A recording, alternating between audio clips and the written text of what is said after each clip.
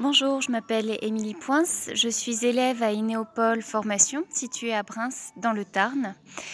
J'effectue une formation agricole de BTS, Analyse, conduite et stratégie d'une entreprise agricole.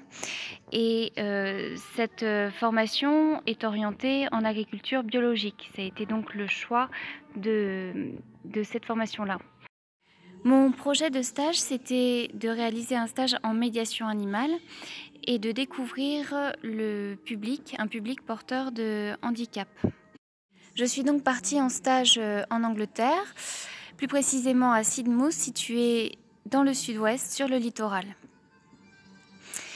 L'approche culturelle des Anglais par rapport au bien-être animal, ils sont précurseurs en la matière puisqu'ils ont érigé des lois en 1822 pour la protection des animaux, entre autres.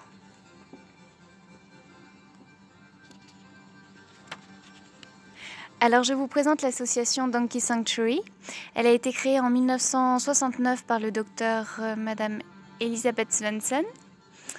Ses missions, ce sont secourir donc les équidés abandonnés, intervenir à l'international, ils interviennent dans 35 pays, et ils utilisent la médiation animale donc comme outil pédagogique.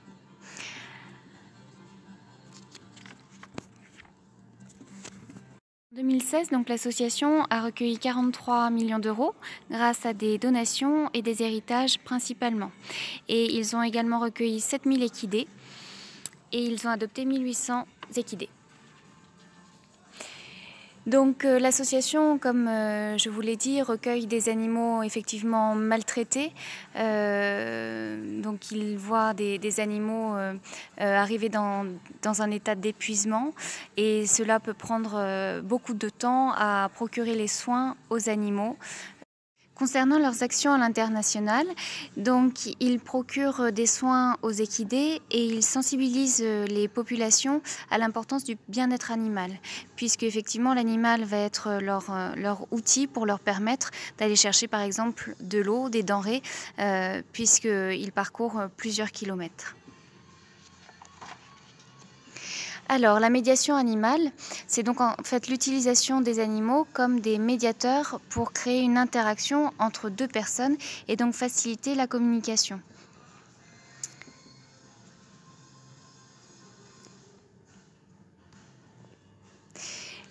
L'association du Donkey Sanctuary existe donc dans le sud-ouest. Il y a 7 centres et plus particulièrement le Donkey Assisted Therapy Center.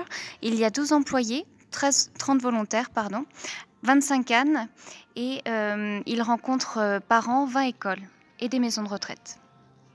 Donc mes activités étaient les suivantes. Je procurais donc des soins aux animaux, de l'entraînement. J'ai également pu suivre des formations, ce qui m'a été des outils très utiles pour mon stage et pour moi plus personnellement. J'ai pu donc apprendre du comportement de l'animal. Et donc mon stage m'a permis également de mettre en pratique par la suite cette formation en faisant des entraînements au quotidien, donc auprès des ânes.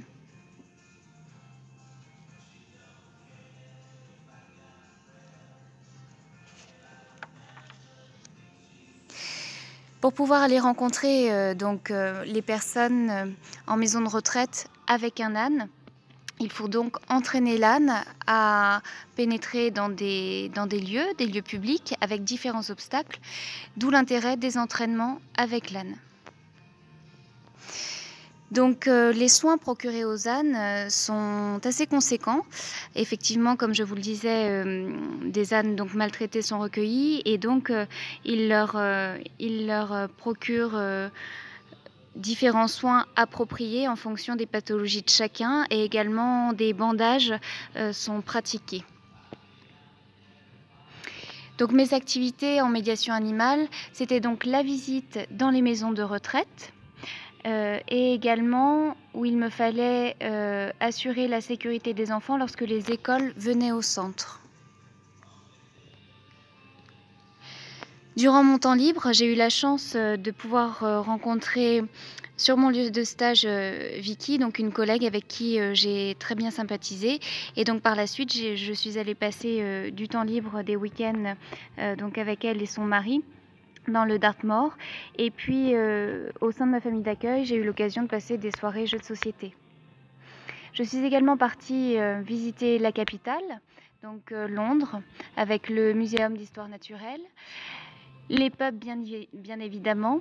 J'ai également découvert donc la ville de Sidmouth, moi-même où j'étais, une très jolie ville, Exeter, et puis la nourriture égale à la nourriture française.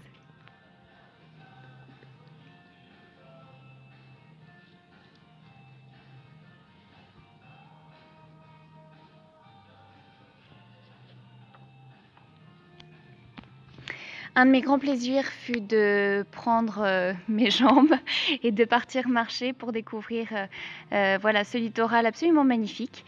Et j'ai même eu cette grande chance de pouvoir me baigner, donc c'était un peu frais. Une des façons pour pouvoir m'intégrer plus facilement et de rencontrer des Anglais plus facilement, c'était de participer à une journée de randonnée avec eux. Voilà, donc j'en ai pris plein les yeux. L'air anglais est très rafraîchissant et j'ai eu beaucoup de rayons de soleil.